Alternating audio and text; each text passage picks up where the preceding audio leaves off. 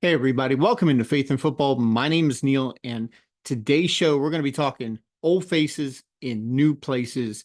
And the scripture of today is going to be Numbers 13:30. Now, we're going to be talking about how free agents got from one place to another, how trades happen to get people from one team to another, much like the nation of Israel here in this part of the scripture got from Egypt to almost the promised land. Now, I say almost because they did some recon, they did some research before they decided whether or not to go in and take the land that God had promised them. Now, you might be thinking, well, how does this apply to free agency moves? Well, here's the thing. The nation of Israel was basically a free agent. They were looking for a new home, much like free agents look for a new team. So they were going from one place, Egypt, where they were held in captivity, to a new place, the land that God had promised them, the land of Canaan. Now, they got to the outskirts and God told them, look, go send some people, go check it out, go look and see what's what, who's there, is the land good, is everything cool, is everything all right?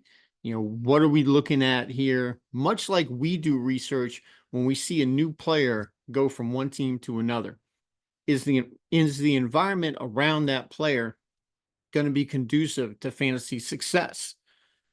Well, the nation of Israel wanted to know, is our new home going to be conducive to our success, to us having a good place to stay, to us having prosperity in the land that God promised us? Now, between you and me, I think that this was a little bit ridiculous just for the simple fact that, hey, God promised you this land. You already know that he's not going to send you somewhere that's going to be unfruitful. Okay. He's already telling you, go in, take the land. This is yours. So they sent 12 spies, one from each tribe of Israel. And they went out and they saw the land was great. There was the fruit was huge. The soil was plentiful. The soil was good for growing. Everything was abundant. It was flowing with milk and honey, just like God had promised. A lot of times in our lives, we see things and we go, hey, God led me here. God's doing this, but we don't see what we want to see. So the nation of Israel looked at it and they were like, yeah, all this stuff is great, but there's a problem. The people in it are huge. They're monstrous. We look like, and the scripture tells us, they said that they looked like grasshoppers in their own eyes, and they were like grasshoppers compared to these people that were living there. Now, here's the thing. They looked at the wrong thing. They were looking at what they perceived themselves to be rather than what God told them that they were. God told them they were conquerors, that they possessed the land already, that they were already promised this area, and all they had to do was go in. God was going to be with them. A lot of the times we look at free agencies and free agent moves, and we look at that player and we go, man, there's no way that he can do this. There's no way that he can do that. Man, yeah, it looks really good, but I don't think so. And what we wind up have happening is somebody else picks that player and they wind up destroying us in our league because we weren't brave enough. We didn't trust enough that that was the player that we were supposed to have on our roster. So, what are we here to do today? We're here to break down the free agency moves that have been made and kind of try to decipher who's who and what's what. Much like the nation of Israel sent 12 spies in, I'm your only spy today. Okay. Now, here's the good thing is the fact that out of those 12, there was one spy that had a good report. His name was Caleb. Just so happens we have a Caleb in our league. Hey, buddy, how's it going? And he just so happened to be the runner up in our league last year. He was the guy who just slipped in, who made it all the way to the playoff, to the Super Bowl with me. And just came up a little bit short. So hopefully this year, well, to be honest, hopefully this year he can come up a little bit short too, because, we all want to win. But Caleb in the Bible, in this instance, this is what he said. So the people came back and they gave a report to Moses, and they were like, hey, look, it's great, it's wonderful, it's a beautiful property, but the people that are there right now are huge and we can't defeat them. So Caleb comes in and he basically says, whoa, whoa, whoa, hold on, guys, pump the brakes. Here's what we should do. This is what it says in the scripture. Then Caleb silenced the people before Moses and said, we should go up and take possession of the land, for we can certainly do it. This guy, he took Nike's slogan before Nike was even thought about. Just do it. We can certainly do it. Look, just go in and do it. God told us to. Let's go. What you waiting for? And they didn't, and they wound up wandering around the desert for 40 years. And they tick off God because they didn't listen to him.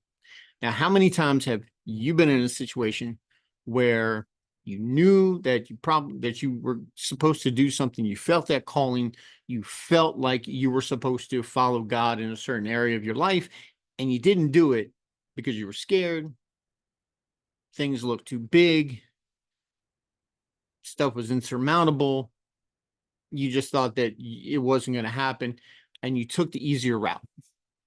See, God never promises us an easy route. He just promises that he's going to be there. So I'm not promising you that you're going to have an easy time in fantasy football in the season, but keep listening down the bottom, subscribe, like, and share.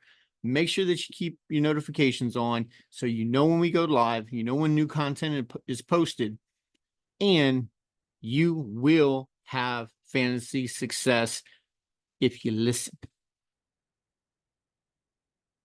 If you don't, then down the bottom, leave me a comment. Let me see what I can do to help you out. Okay. So keep that scripture in mind. Numbers chapter 13, verse 30, where Caleb was the one who stood up and went, hey, this is what we should do. So I'm telling you, these are the guys I'm highlighting. I'm not going through all the free agency moves. I will mention all of them that I've written down. I might have missed a couple here and there, but these are the major ones. And I'm going to give you 5 today. Okay. I'll let you go back and, you can nitpick through all the late round guys if you want to, but I'm giving you 5 major players that I believe are going to be huge in this coming season. Number 1, and I couldn't believe this happened because he's in division. That's right. Saquon Barkley leaving Big Blue to go to the rival Eagles. Now, Saquon's 28 years old. Okay. We haven't seen Saquon be dominant since his rookie year. He's dealt with a few injuries. He's had really bad quarterback play. He's not had any kind of supporting cast around him. The wide receivers that take the weight off of the running game have been subpar, to say the least. Okay. So let's see, 2023, these are the rankings for Saquon. He was RB4 in ADP. This is last year. His stats put him in RB13. Now, I drafted Saquon last year along with Nick Chubb. Yes, I had an abysmal start to my fantasy season last year because I lost both of my number 1 running backs to injury. Nick Chubb, of course, just blew out his knee. He never played again the rest of the year.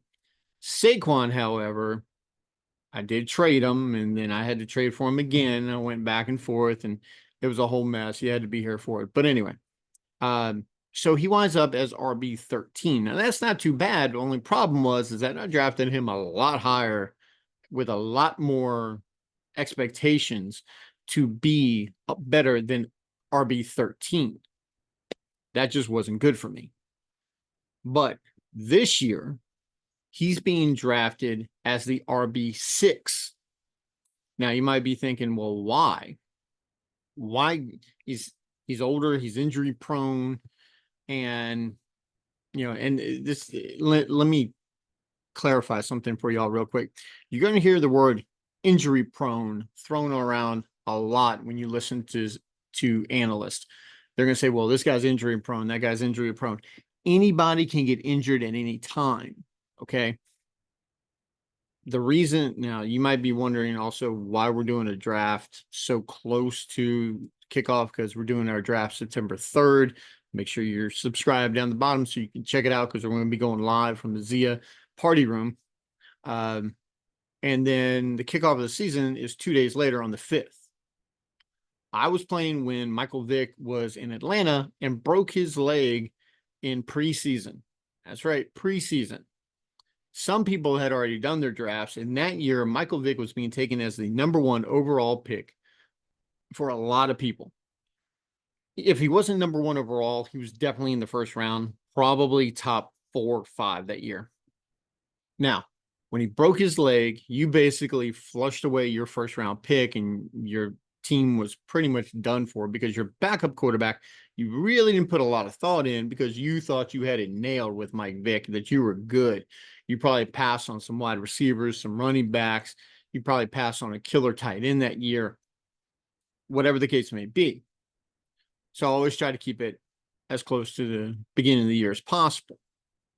Now, Saquon going from the Giants to the Eagles is huge, especially for his production. Why? Because he goes from Daniel Jones and basically the guys bagging your groceries at wide receiver to Jalen Hurts, who is being drafted as the #3, #4 overall quarterback off the board in a lot of mock drafts that I've been in, and A.J. Brown, Devontae Smith, and now I'm going to be throwing some stats out at you, which I normally don't do, but is necessary for these comparisons. PFF, Pro Football Focus, is the organization that ranks offensive line, defensive backs, your secondary, wide receivers, quarterbacks, running backs, things like that. If you go to pff.com, I'll put the link down. I'll try to put the link down bottom, but if you don't, just go into Google and type in PFF, it'll come up and you'll see it. Okay. But if you go on there, you're going to see where they rank offensive lines. Let me give you a little indication of how much of an upgrade Saquon Barkley is getting this year. He's going from the Giants, who ranked 29th in offensive line by PFF, to the #2 offensive line in Philly. I don't know how much you guys know about football, but there's only 32 teams. That's right, 32. 32. That means there's only 3 more. 30, 31, 32. 3 more teams that are worse than the New York Giants offensive line. And he still was able to rank as the 13th best running back last year. Imagine what he's going to do behind that offensive line that gets down in the red zone, that scores a ton of points. Look, I can speak from experience being a Washington fan. And yes, they are the Redskins to me, always and forever. Hopefully, if they win their lawsuit, they'll be the Redskins once again. Right. But anyway, I know they score a lot of points. Okay. These guys put up 40 points like that. It's no big deal.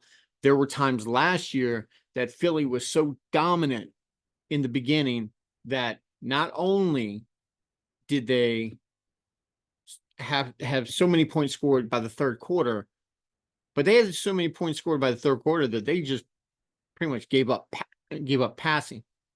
I almost couldn't talk right there. That's how bad it is. And yes, it's early, but we're doing a sponsor break real quick because I got some news for you guys real quick for Zia. Zia Rotisserie Grill at 235 Duce Road, Lafayette, Louisiana, is offering my listeners, my viewers, a special. If you go into Zia and you say that you heard about them on Faith in Football with Neil, then you will get, wait for it, your choice of appetizer just by mentioning the show. So, like I said, guys, it was coming. It just came a little early. My buddy Leonard down there, he gave me the go ahead. He said, make sure that you say, hey, heard about you guys on Faith and Football, and you can have any appetizer you want per table. So now don't go down there and think that you're going to have four buddies come and y'all going to get four appetizers free. It's one per table. Don't get too excited. Okay. Now get a little more popular. I might be able to afford that. So, but anyway, go check them out. 235 Duce Road in Lafayette, Louisiana. Make sure that you got, if you're in town, you need some catering done, call up Andy at 337-406-0013. Tell him Neil sent you, and we'll get an appetizer thrown in for you guys there. Okay. So, like I was saying about Saquon, tremendous upgrade at the offensive line. He is going from the 29th worst, 29th best, third worst, however you want to, or fourth worst, however you want to put it, to the second best offensive line. Extremely productive. Listen, yes, he's high. Yes, there's a little risk involved, but there's risk involved in every single pick you make. Nothing is a guarantee. Okay. Much like in the Bible, listen, in the Christian walk, the only guarantee is God's love and forgiveness for your sins. That's it. Okay. Outside of that, we're relying on God for everything, as we should. So, number two. Now, this guy, he's on another planet. Or from another planet. Derrick Henry. Yes, 30-year-old Derrick Henry leaving the Tennessee Titans, going to the Baltimore Ravens. I was waiting for this last year. Okay. I tried to trade for Derrick Henry last year before the NFL trade deadline, thinking that this was going to happen. This should have happened last year. I don't know why it didn't, but it finally happened. Derrick Henry to the Ravens. I couldn't be happier for the guy. Yes, he's chasing a ring. Yes, he sees the end of his career coming and he wants a Super Bowl run. And he thinks that Lamar Jackson and the Ravens can get him there. And I don't doubt that. There is no doubt in my mind that with the addition of Derrick Henry, this is going to be an even more potent running attack. And I know that's saying a lot considering that the current reigning MVP, Lamar Jackson, is under center. Guys, you can't guard both people. You just can't. You can't commit to Derrick Henry and expect to not get crushed by Lamar Jackson, who can also throw. Now, there's some rushing quarterbacks that just can't throw. They just can't. All they do is run. But Lamar Jackson, this guy's on another level. From all reports that I'm hearing, he's lost some weight. He's slimmed down. He's gotten quicker. This guy's ready for a Super Bowl run again. Okay. With the addition of Derrick Henry, who is going from the 30th best O-line to the 25th in the Ravens. Now, that doesn't sound like a whole lot, but listen to this. In 2023, the ADP for Derrick Henry was 6. He finished as the running back 8. 2024, his ADP is 11. So he's dropped down a little bit. Not everybody is buying in on the Derrick Henry hype train just yet. Now, we're sitting here in the middle of July talking about this. We still have the entire month of August. all of the preseason games to go through, all of the ins and outs of the practices and scrimmages and things like that.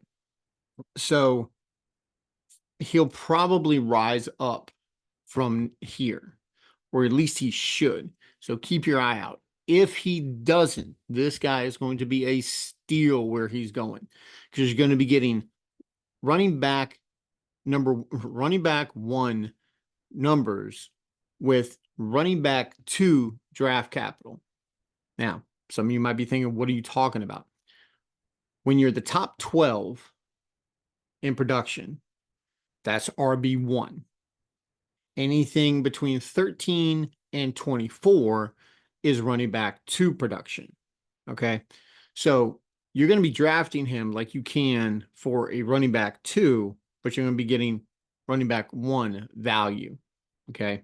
Makes sense? Hope so. If you got a question about that, down the bottom, leave a comment. I will be sure to answer your question then. Yes, he's 30 years old. Yes, he's experienced some injuries in the past couple of years. But this guy is superhuman. He is outrageously talented, and he is one of a kind. Look, all the rules that apply to other running backs, throw them out the window when you're talking about Derrick Henry. People have been betting against this guy for the last 3 years. When normally, when running backs hit about age 27, 28, somewhere around there, you start to look for a decline. This guy hasn't declined. I don't think that this year is going to be any different when he gets a slight upgrade, not only in offensive line, but in quarterback play, in the weapons around him. I mean, Zay Flowers, Rashad Bateman. See, I remembered his name. Rashad Bateman. Mark Andrews. You've got all these weapons around him to take the weight off. When he was in Tennessee with Will Levis as his quarterback and an aging DeAndre Hopkins and pretty much nobody else, he was facing loaded boxes. Now, when we say loaded boxes, we mean that instead of having 6 people up on the line of scrimmage, he's got 8.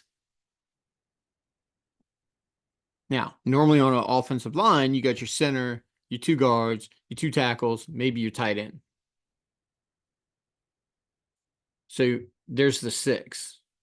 Now, your other 3 guys, or 2, depending upon their scheme, are your linebackers, your middle linebacker, outside, 2 outside linebackers, or you just have a left linebacker, right linebacker, nobody in the middle.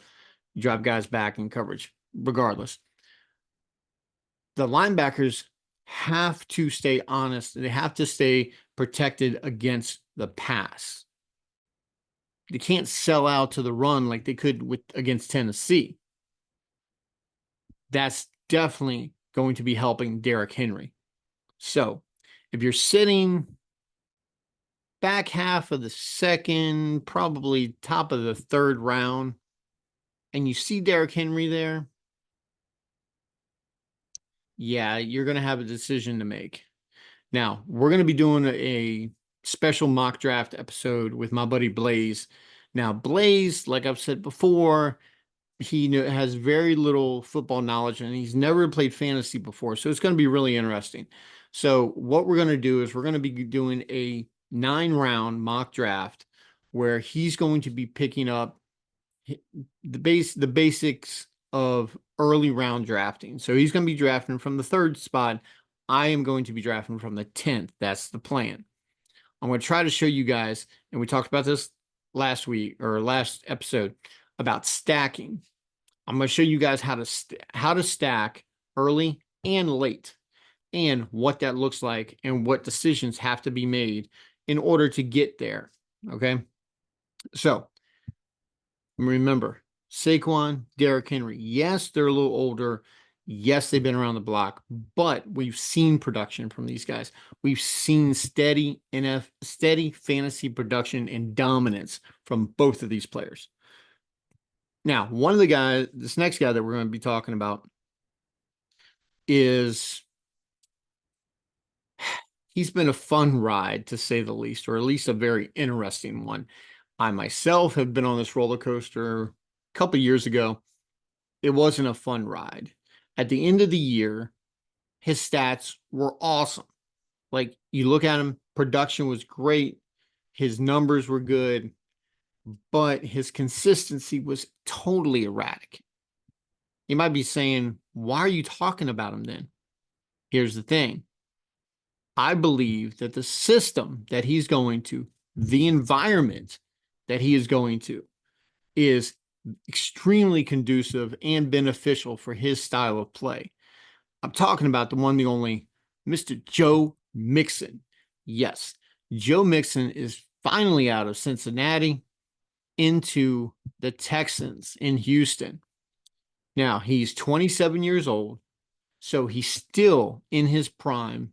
Remember, prime for most running backs, 24, 27, somewhere in between that age range is where you get the most production from them. Okay. So in 2023, this is last year, he was RB 13 at ADP. He was RB 6 in stats at the end of the year. So he finishes RB 6. Now, in comparison to Saquon and Derrick Henry, that is better. Remember, Derrick Henry was the RB8. So he finished 2 spots above Derrick Henry. Now, I will tell you that it didn't seem like that last year. It seemed a little erratic. He did have very good production.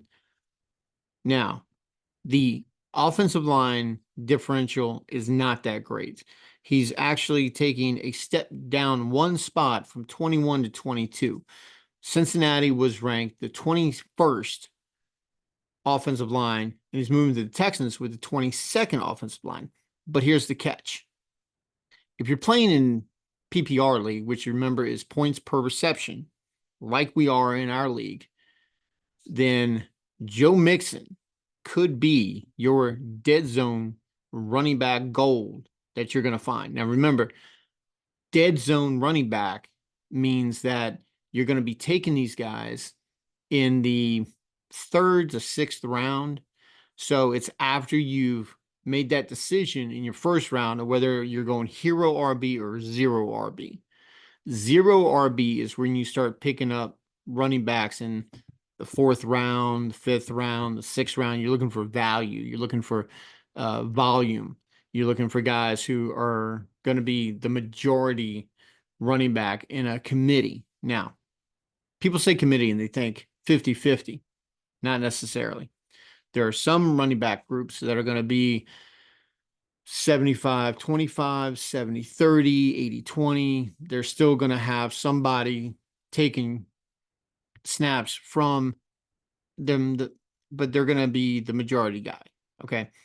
One of those examples is in Detroit, where you have Jahmyr Gibbs and David Montgomery. I'm going to get into this a little bit later, but I believe that Jahmyr Gibbs is going to be more of a 80-20 type guy. David Montgomery is still going to have value. He's still going to be good. He might not be worth where he's being drafted right now. But again, we're sitting in the middle of July, so just wait and see. But back to Joe Mixon. So Joe Mixon, 27 years old, last year's running back 6.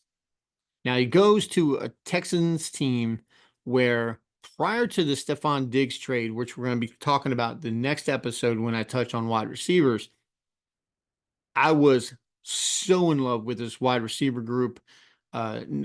Nico Collins, Tank Dell. I love these guys. I wanted a piece of this offense. Now, all I want is Joe Mixon. If I have an opportunity to take Mixon at a good spot, I'm all over that. Simply because you got CJ Stroud, who is not a rushing quarterback.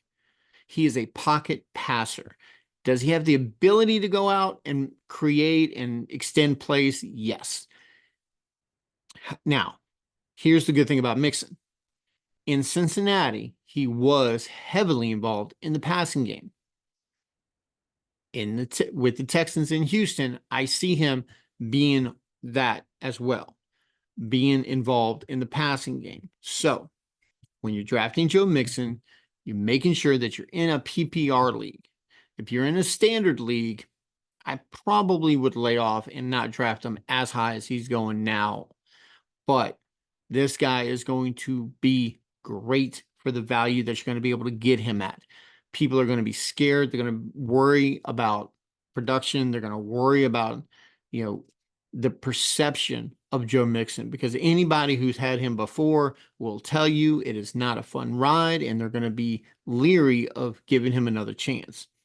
But the same way that God gives us another chance through his son, Jesus Christ, to forgive us our sins, to cleanse us of all unrighteousness. That's why he went to the cross. We're giving Joe Mixon another chance to show that he is worthy of the draft pick and of the confidence to instill in him. Okay. Now, the next guy I'm going to be talking about, I'm kind of skipping my notes here, is the guy who actually replaced Joe Mixon in Cincinnati, in Zach Moss. Now, Zach Moss is 26 years old. You might remember him last year from the Colts. So we remember him from the Colts. We remember him taking over for Jonathan Taylor once Jonathan Taylor went down, and he did phenomenal. He was outrageous. Now, he goes to a Bengals team who is devoid of Joe Mixon services. Now, they got this guy, Chase Brown. You're going to hear a lot of analysts banging the drum for Chase Brown, Chase Brown, Chase Brown. That's all I've been hearing when I've been listening to my fantasy pros, to the fantasy footballers. And with all due respect to these guys, I disagree. Okay. I don't think that Chase Brown is the answer. Let me tell you why. Last year, Zach Moss was an ADP of 65. He finishes RB 31. And I know this is, a little down from what we've been talking about, but hold on. This year, he's being drafted as the RB 30. So right at where he finished last year is about where he's being drafted. Now, he goes from the Colts, who have a very good offensive line. Matter of fact, the third best offensive line in the league, to the Bengals that have the 21st offensive line. What does that mean? That means that Joe Burrow is going to be running. He's going to be looking to dump the ball off because he's not going to be able to make the decision to throw it down the field to Jamar Chase. He's not going to be able to throw it to T. Higgins because things are going to collapse way too fast. So in a passing play, which Zach Moss does have decent wide receiver chops, or pass catching chops, let me put it like that. 26 years old. We've seen him perform. Now, we saw him perform in Indianapolis with and without Anthony Richardson, because Richardson was out with concussion or shoulder injury. He only played 4 games. The rest of the time, it was Gardner Minshew. Gardner Minshew's in Oakland fighting Aiden O'Connell for a starting job, and from all reports, he's losing. So if Zach Moss can be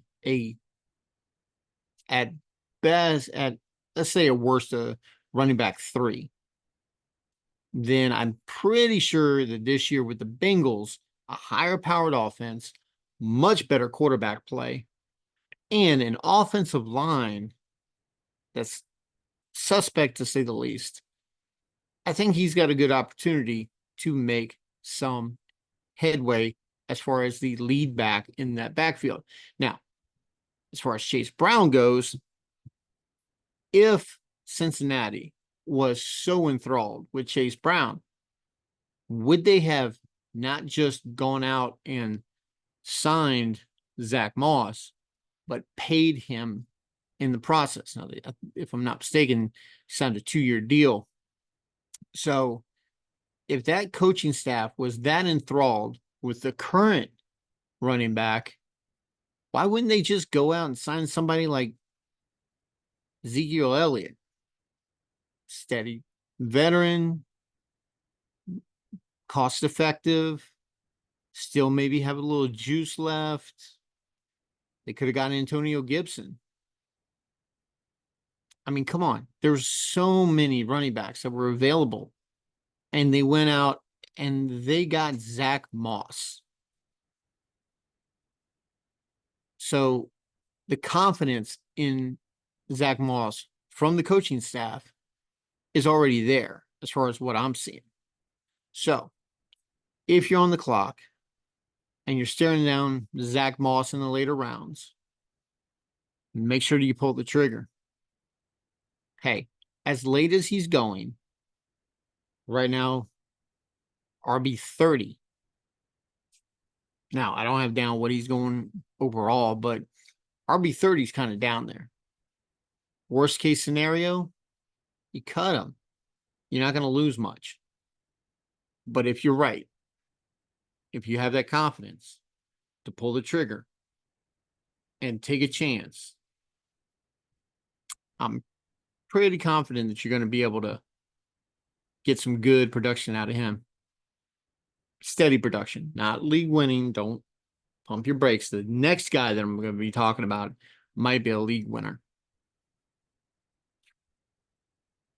Now, speaking of winning and winning your league, if you want to win in the world of sweets, you're going to want to win with Keller's Bakery, sponsor of the show, my buddy Dusty.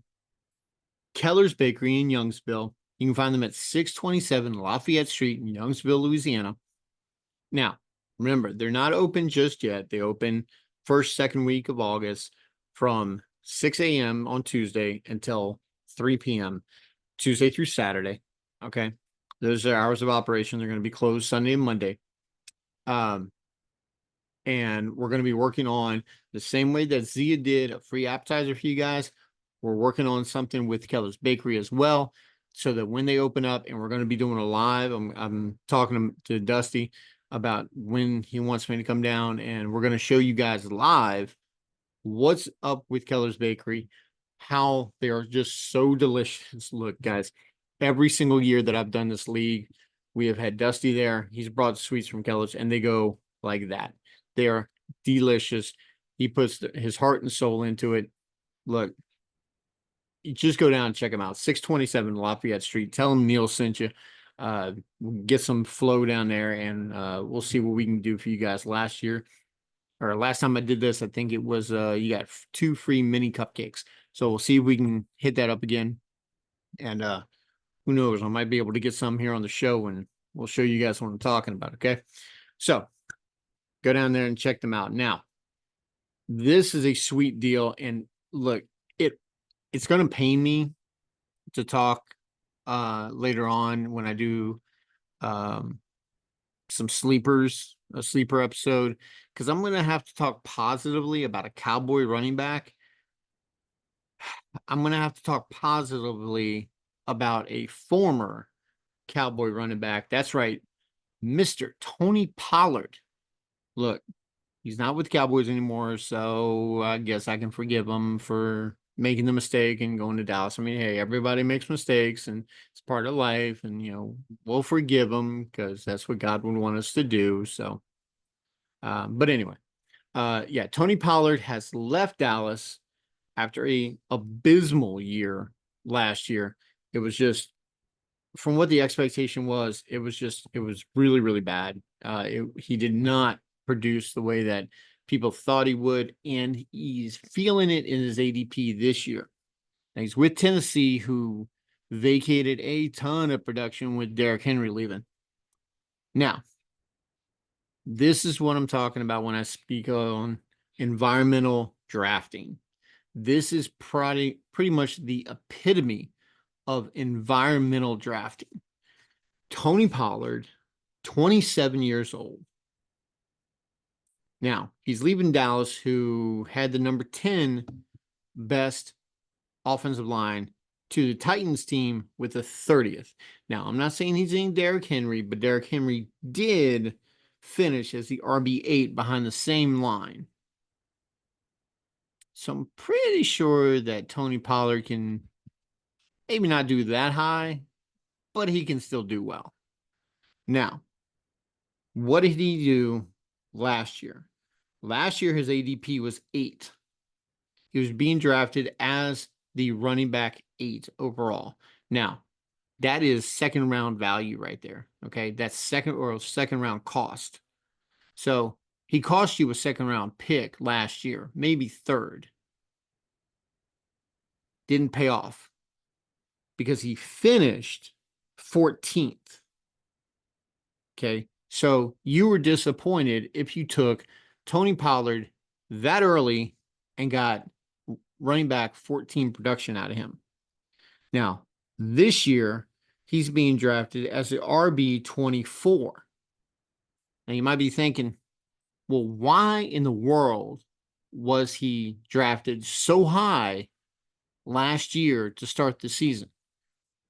You got to go back to 2022. Now, I haven't done this with any other running back. This is a special case because I still believe that Tony Pollard has juice, a lot of juice left in the tank. Okay. So you go back to 2022, he finished as the RB7. Actually, I'm sorry. He finished the 7th best overall. Let me just double check my stats here real quick. And this is one of the things that we're going to be going over when we do our mock draft. I'm going to be showing you guys the tools to be able to use on the Sleeper app. Sleeper is the only app that I use. I don't use Yahoo or Fantasy Pros or ESPN, none of that. I only use Sleeper. It is so user-friendly. It is out of this world. So running, let's see, overall in 2022, nope. So it was running back. Yeah. Okay. So it was right. It helps to double check. Okay. So in 2022, Tony Pollard was the 7th best running back in fantasy football. Still had Zeke Elliott in the backfield in Dallas. Now, why was he that good? It's because he was playing second fiddle to Zeke. He didn't have to carry the whole load. When Zeke left last year and went to New England, everybody, and I mean everybody, including myself, was like, oh man, Tony Pollard is going to kill it. He's going to have all the volume. He's going to have the entire backfield all to himself. Some guys just ain't built for that. Okay. You have to stay within the framework of what you're built for. Okay. Now, this is kind of contradictory to scripture because when actually, I take that back. If we look at ourselves, the same way that the Israelites looked at themselves when they looked at the people that were inhabiting the land of Canaan, they looked at themselves as they saw themselves. They looked at themselves and were like, hey, we're grasshoppers. We're small. We're tiny. We're insignificant to these people. They're going to crush us. But God saw them as his chosen people. They were looking at the size of themselves rather than the size of their God. So whenever you have problems, whenever you have hard times, remember it's not the size of your problems, it's the size of your God.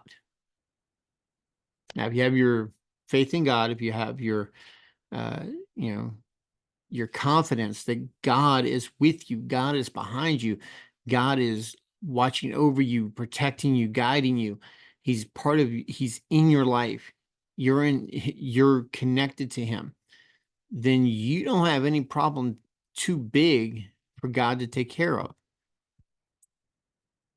Same way that Tony Pollard is not washed. He's not.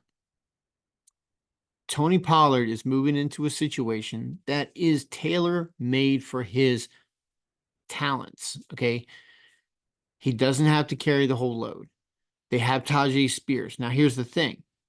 The same way that I talked about Zach Moss and Chase Brown in Cincinnati, where the coaching staff had somebody in place that they could have relied on, that they could have stuck with in Chase Brown, but they decided that they wanted to bring in Zach Moss, pay him, and use him in the way that pretty much Joe Mixon has been used in the past.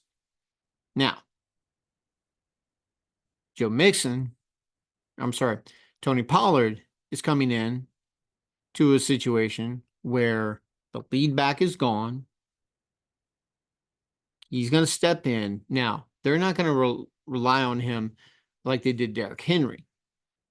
Tajay Spears and Tony Pollard are pretty much the same guy, but Tony Pollard's just better. Okay. We saw Tajay Spears last year. He was not that special.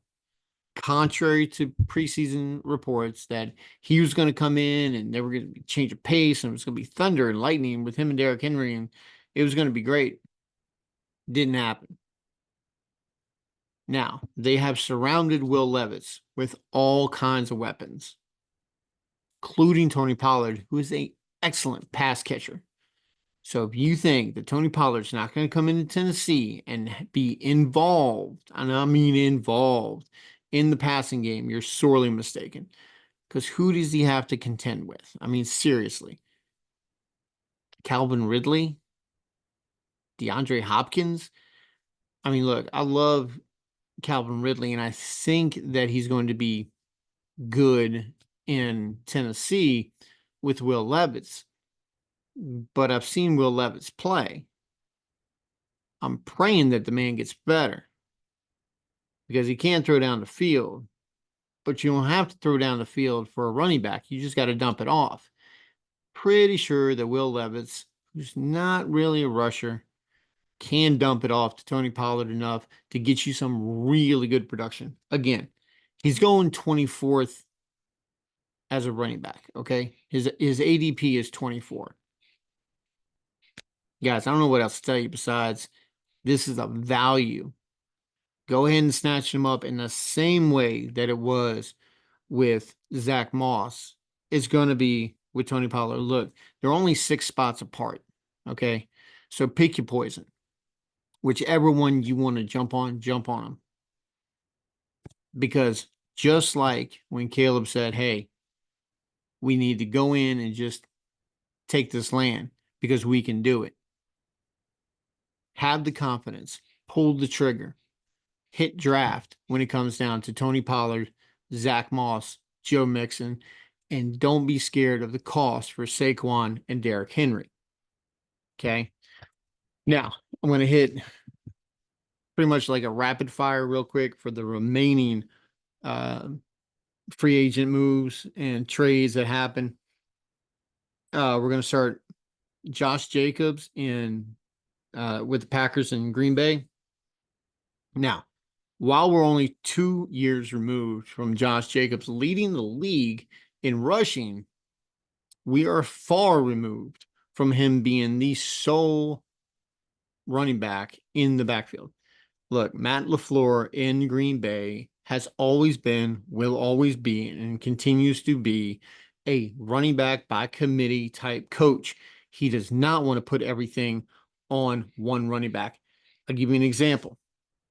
He had a 24-year-old Derrick Henry, and he still split time with this guy. He didn't give Derrick Henry all the touches. He didn't give Derrick Henry 95% of the touches. He still split time with the backup running back in Tennessee when he was with Tennessee. That's just how this guy is. Okay. So, Josh Jacobs, I'm not big on the Packers offense with the exception of Jordan Love. Love me some Love. Look, now you can't see it. I'll tell you what, I'll tilt the screen up a little bit. Right there. See the Green Bay? That's for my wife. She's a huge cheesehead. Therefore, I guess I'm an honorary cheesehead because she's an honorary Washington fan. So that's second team that I root for, except when they play each other, and then all bets are off. It's happened before. Wasn't a good turnout. I don't want to talk about it. But anyway. Um, but yeah, so I love Jordan Love. I think he's going to be an outstanding, not just NFL quarterback, but an outstanding fantasy quarterback that is being drafted way too late. So if you are waiting on a quarterback in your fantasy draft and you come across Jordan Love, snatch him up by all means. Now, the wide receiving core that he's got, I don't want any part of, with the exception of Dontavian Wicks. And we'll get into a little bit of that later on when we go into the sleeper episode. Dontavian Wicks is going way late, sometimes even free undrafted. Okay. Devin Singletary with the Giants. Now, look, it's in division. He's taking the place of Saquon. He is no Saquon. Don't let any other analyst try to fool you, telling you that Devin Singletary is going to be Saquon Barkley, just a little lesser version. It's not going to happen. It's just not. Just the Giants are horrible. Okay, they're just bad. Matter of fact, remember 29th ranked offensive line?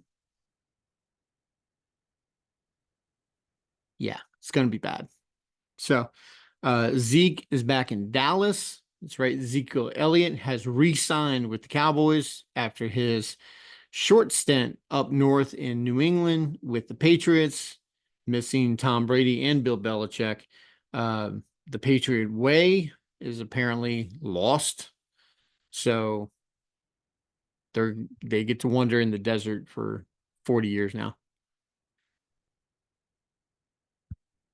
Now, real quick, while we're rapid firing through this, I can't miss mentioning Amis Grocery, my latest, newest, and certainly not least sponsor of the show.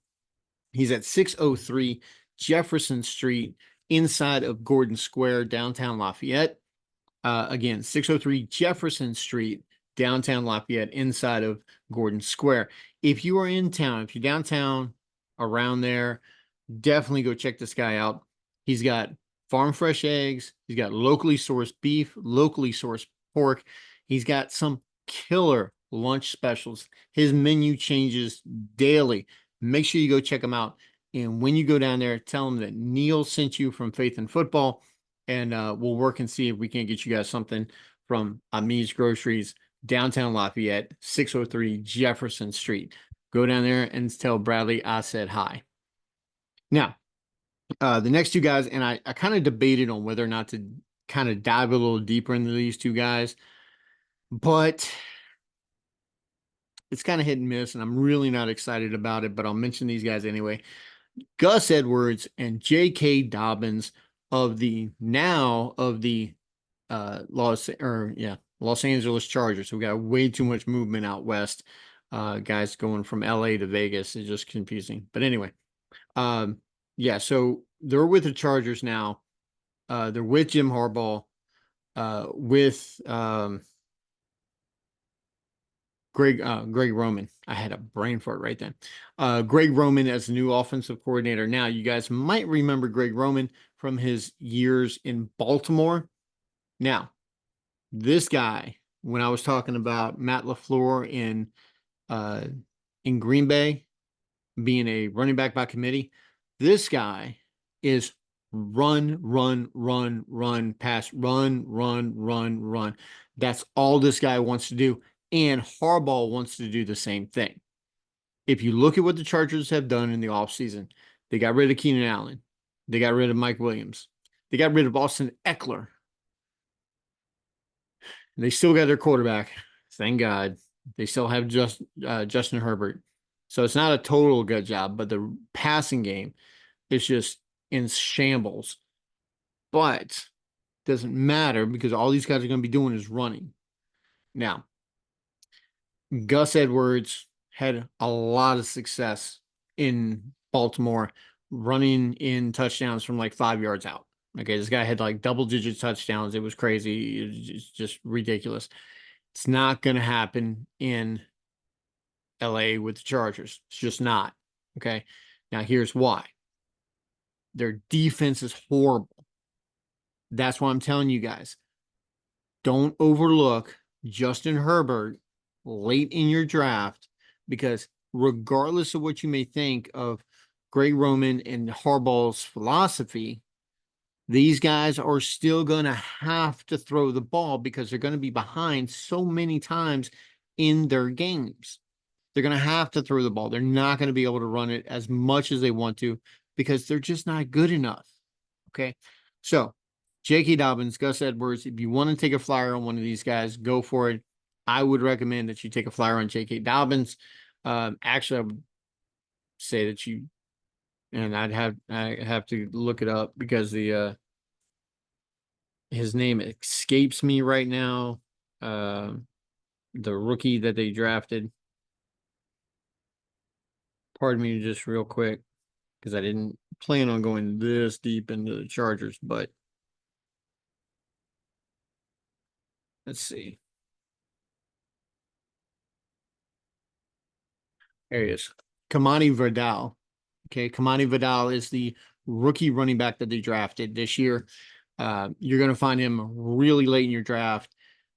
Gus Edwards has dealt with injury. J.K. Dobbins has dealt with injury, like a lot of it, like catastrophic injury for J.K. Dobbins.